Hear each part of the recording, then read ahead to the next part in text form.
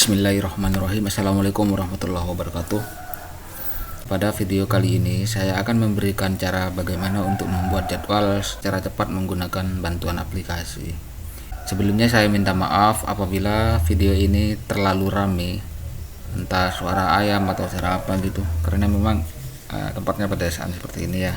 Mohon maaf maklum. Sini saya sudah menulis beberapa catatan untuk uji coba kali ini, sehingga nanti bisa terarah sesuai dengan urutan di catatan ini.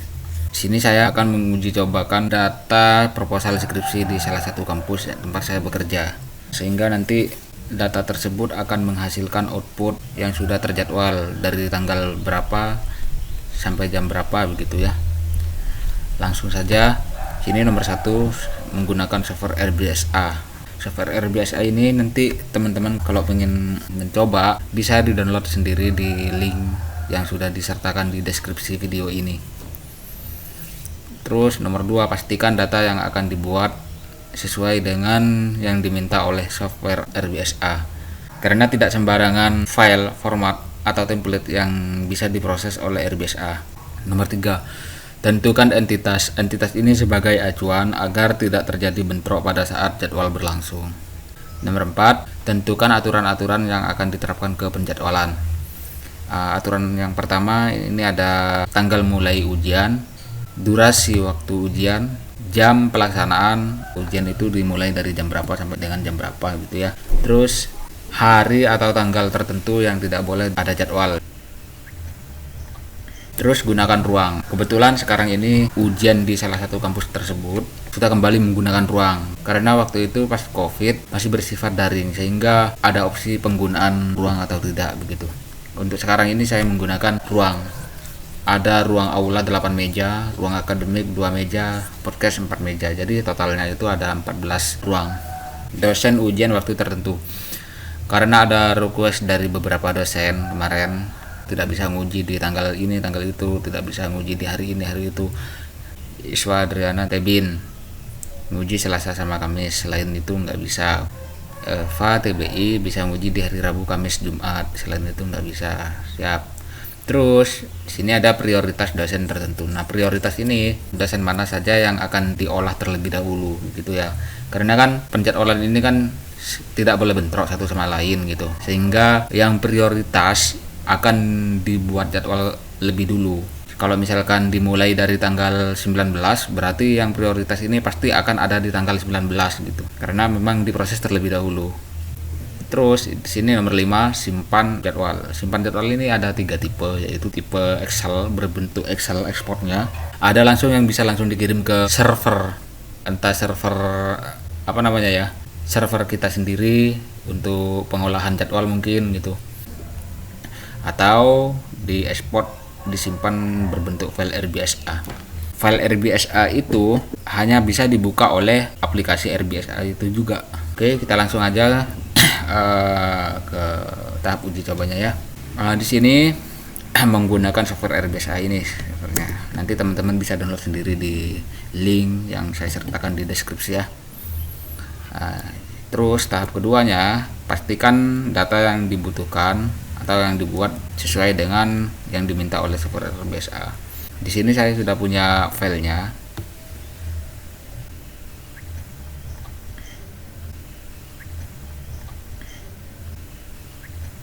Ada set ruang, set jadwal. Oke. Set ruang ini ruang-ruang yang akan dipakai nanti pada saat ujian. Terus set jadwal ini yang akan dibuatkan jadwal. Ya, seperti ini ya. Template-nya itu tidak harus ini name, tidak harus ini nama begitu, enggak. Yang diharuskan itu jangan ada yang merge cell, jangan ada yang apa ya namanya ya, 2 kolom ini menjadi satu begitulah, jangan ada modif-modifan yang lain. Intinya cuman kolom sama baris aja gitu, kayak gini nih ya. Terus apa lagi, tentukan entitas. Nah, entitas ini kan sebagai acuan agar tidak terjadi bentrok pada saat jadwal berlangsung. Berarti yang menjadi entitas, yang menjadi acuan adalah mahasiswa. Sini kan kebetulan ada tiga nih, ada 3 orang ya kan ya, mahasiswa, pembimbing sama penguji. Nah, yang dinamakan entitas itu kan berarti ya ini orangnya, ini ada name, ada NIP, dan penguji. Kan NIP itu satu NIP tidak mungkin sama dengan dosen-dosen yang lain begitu kan ya. Kalau nama bisa saja sama gitu. Berarti entitasnya ini yang menjadi acuan. Oke. Terus aturan-aturan yang diterapkan ke penjadwalan. Oke. Berarti kita mulai untuk pengolahan menggunakan aplikasi ini. Impor. Oke. Ganti bahasa dulu ya, bahasanya kok bahasa Jawa. Nah, import gelombang 3, gelombang 4. Nah, ini share jadwal yang dipilih ya. Oke. Kalau muncul seperti ini dia skip aja. Terus kolom mana aja yang akan kita pakai? Ini kan kolomnya ada name sampai dengan penguji kan ya. Berarti di sini pasti nomor ya, maksudnya nomor sampai penguji. Nah, ini. Di sini kebetulan saya membutuhkan semuanya sehingga tandai semuanya. Oke.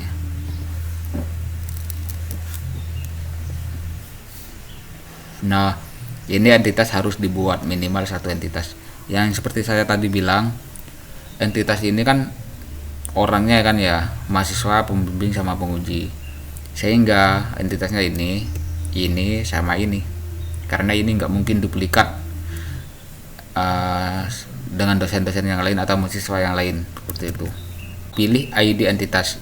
Saya buat entitas untuk mahasiswa terlebih dahulu. Kasih nama mahasiswa. ID entitas, pilih ID-nya berarti name kan ya, terus label nama. Label ini maksudnya biar nanti tahu name ini milik nama siapa begitu. Label tapi yang menjadi kunci ini adalah ID-nya.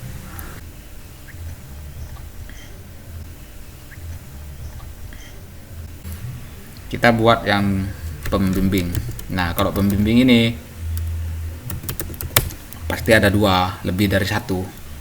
Kayak gini nih, Taufikur Rahman. Ini kan ada 3 nih berarti nih, ya kan. Sementara yang diuji itu Muhammad Irfani, Zainal Mustafa, Farhan Hasan. Nah, berarti kan ini nggak mungkin dalam satu waktu Taufikur Rahman ini nguji 2 mahasiswa, kan nggak mungkin ya. Jadi bentroknya diaktifkan sehingga nanti akan diatasi supaya tidak bentrok dalam satu waktu yang sama. Ini pembimbing, terus penguji.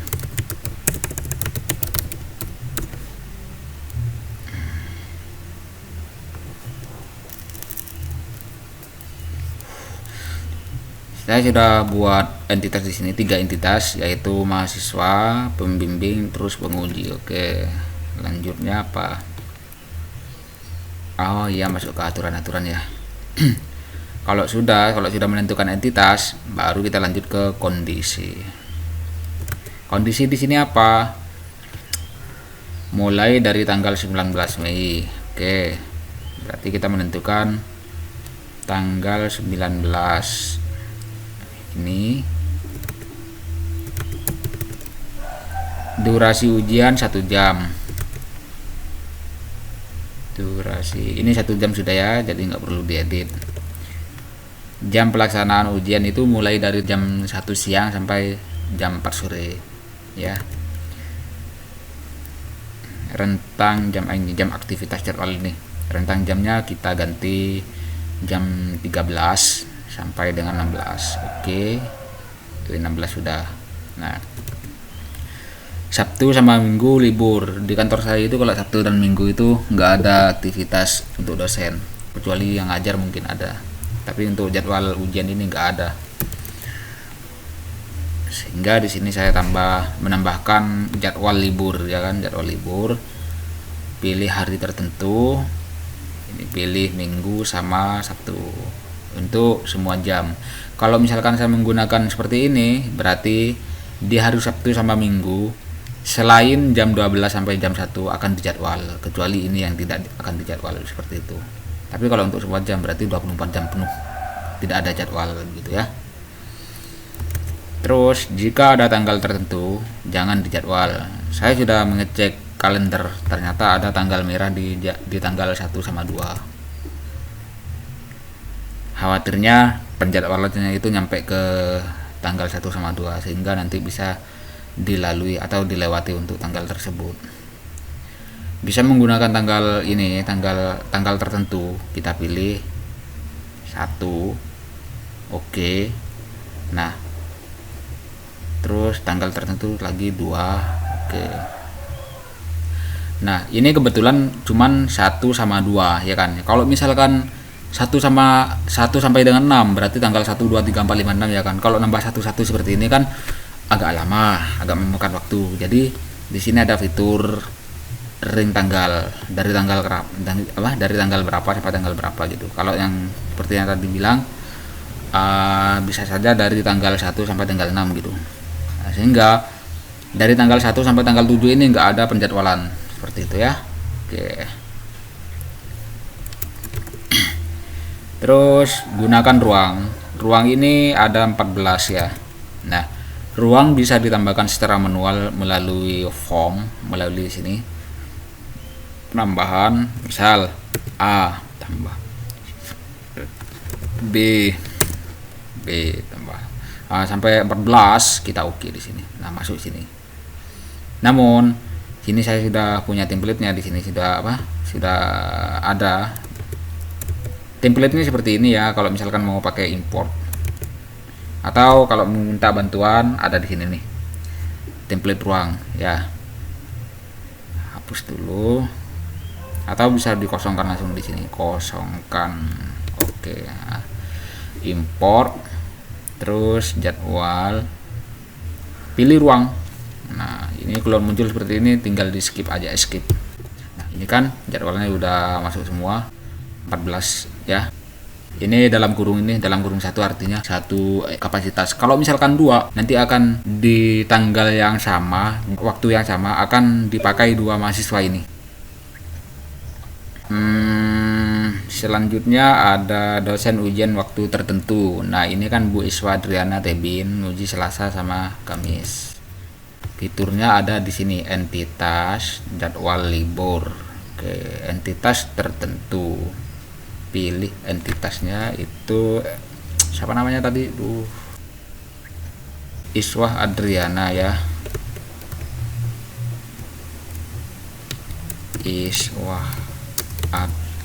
Oh, ternyata dia tidak punya jadwal di proposal gelombang 4 sehingga kita lewatin. Terus yang untuk Eva TBI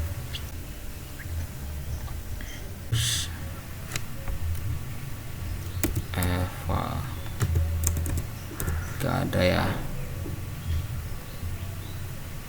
gak ada juga ya. Oh, berarti nggak punya jadwal, skip. Prioritas dosen tertentu. Saya di sini ingin menerapkan prioritas ke rektor karena kan rektor agak sibuk ya, takutnya lagi banyak kegiatan sehingga bisa dijadwalkan terlebih dahulu gitu. Prioritas ya, Saiful Hadi ini rektor kita paling atas.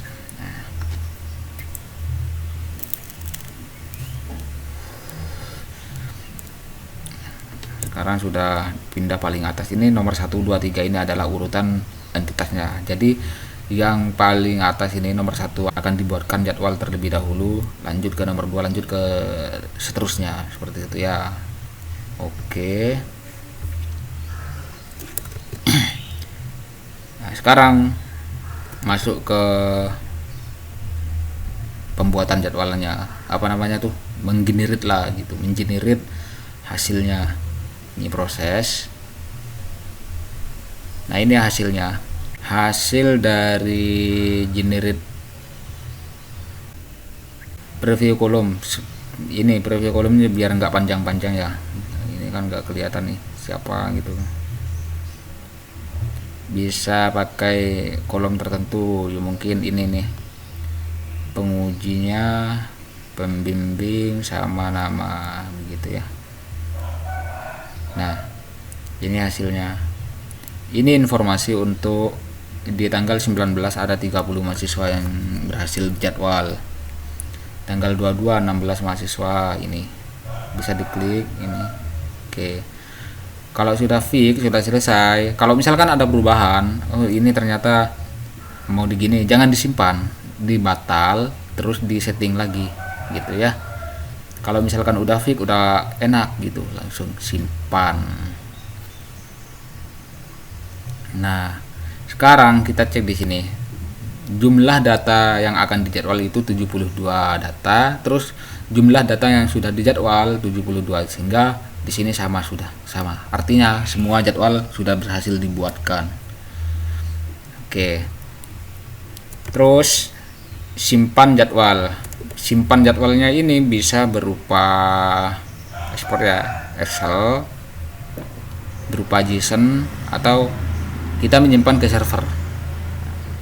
Kalau Excel ya ini. Kalau misalkan mau nyimpan berbentuk RBSA, sehingga nanti filenya itu bisa dibuka dengan aplikasi RBSA juga gitu. Tapi kalau ini menyimpan keseluruhan settingnya, mulai dari ruang, mulai dari semuanya, pokoknya keseluruhan ini akan disimpan gitu. Ini saya coba ya, simpan. Terus saya coba di download aja ya, tes proposal. Nah, berhasil disimpan. Kalau misalkan ini saya close, atau inilah close ya, close. Nah, kita buka RBSA lagi. Ini kan kalau buat dari awal kan agak lama nih, settingannya seperti apa tadi gitu ya. Jadi kita bisa buka di ini, tes proposal gelombang 4, sehingga nanti aturannya itu sama semuanya. Terakhir kita nyimpan itu akan di load lagi begitu ya. Terus, nah, karena ini saya punya aplikasi manajemen aplikasi manajemen penjadwalan proposal sama skripsi, sehingga untuk penyimpanannya itu saya menggunakan REST API. Saya sudah membuat jembatan untuk menyimpan data ini. Ini adalah manajemen yang digunakan untuk penjadwalan proposal sama skripsi. Nih filternya nih. Proposal gelombang 4 genap, simpan. Dia datanya 0, belum ada jadwal sama sekali ya, sehingga saya akan menyimpan melalui ini, melalui REST ini. Nah, REST API ini aturannya banyak, URL-nya untuk menuju ke ini seperti apa. Kalau ada aturan-aturan yang lain bisa ditambahkan di sini di form ini ya. Karena saya sudah pernah menggunakan di gelombang 3, sehingga saya akan menggunakan config di gelombang 3. Caranya begini, alat, import konfigurasi, terus ke gelombang 3. Yang pernah saya buat maksudnya ini. Tentukan konfigurasi mana saja yang akan diimport. Kalau misalkan ini ditandai semua otomatis, yang tadi tanggal dimulai dari tanggal berapa, ini kan tanggal 19 tadi ya. Kalau misalkan ini saya ditandai, otomatis akan diupdate sama persis di seperti gelombang 3. Namun saya ini kan nggak butuh, ini nggak butuh, ini nggak butuh, ini nggak butuh. Saya yang butuh cuman ekspor jadwal. Jadi konfigurasi untuk ekspor jadwalnya itu akan disamakan seperti gelombang 3 gitu. Nah, oke.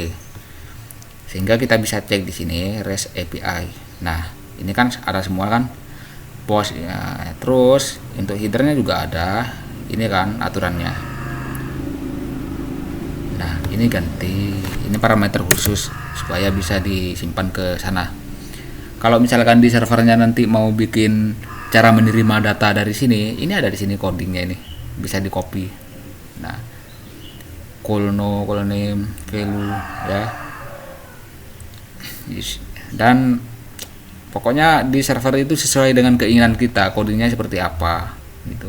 Kalau yang di sini, yang di RBSA ini nggak bisa kita ubah karena adanya seperti ini gitu, hanya bisa menambah. di form data, menambah form data ini bisa nambah, terus headernya juga bisa nambah. Ini nggak usah, yang ditandai yang dikirim cuma name, terus ini sama ruang.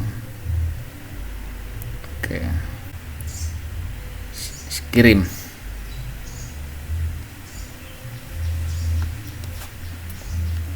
Data berhasil diterima oleh server. Kita cek di sini ya. 72 data. Sekarang jadwal sudah dibuat. Ini ada Jumat 19 ini. Kita lihat Pak Saiful Hadi. Nah, Pak Saiful Hadi kan tadi prioritasnya nomor 1. Jadi ya ini paling awal. Pak Saiful Hadi kok dari jam 2. Saiful Hadi. Oh, ini ada jam 1 ya kan, jam 1, ini jam 2 nya. Oke, jadi bisa dikatakan berhasil untuk mengirim ke server. Sekarang ya tinggal diolah aja bagaimana untuk mempublish ke mahasiswa atau ke dosen gitu. Tapi di sini saya nggak menjelaskan program ini, nggak menjelaskan program Simvatar ini, saya hanya menjelaskan RBSI ini gitu. Terus kita simpan supaya konfliknya itu akan tersimpan juga. Tuh. Mungkin seperti ini untuk video kali ini. Kalau misalkan ada pertanyaan dari teman-teman mengenai aplikasi RBSI ini, bisa disampaikan di kolom komentar. Dan sekali lagi saya minta tolong sama teman-teman, jangan lupa like, subscribe, dan komen ya kalau ada pertanyaan atau apa mengenai aplikasi ini atau yang lain. Saya akhiri. Assalamualaikum warahmatullahi wabarakatuh. Semoga bermanfaat untuk kalian semua.